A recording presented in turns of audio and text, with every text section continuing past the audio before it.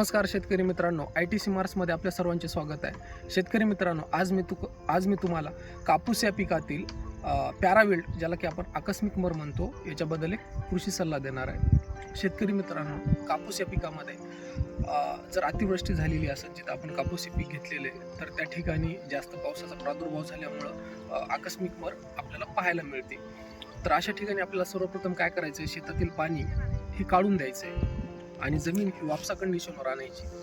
शेतातील पाणी काढून दिल्याच्या नंतर जमीन वापसा झाल्याच्या नंतर जे झाडं झुकलेले आहेत, सर्वप्रथम त्या झाडाला आपल्याला सरळ करायचे. झाडाच्या पायाला आपल्याला माती लावून घ्यायची.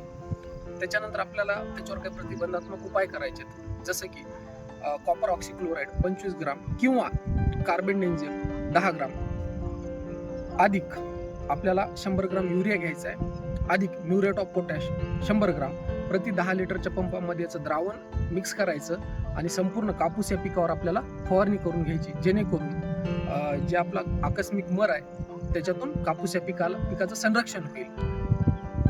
अशाच प्रकारचे नवनवीन व्हिडिओ बघण्याकरिता आजच ITC मार्स ॲप्लिकेशनला डाउनलोड करा. धन्यवाद.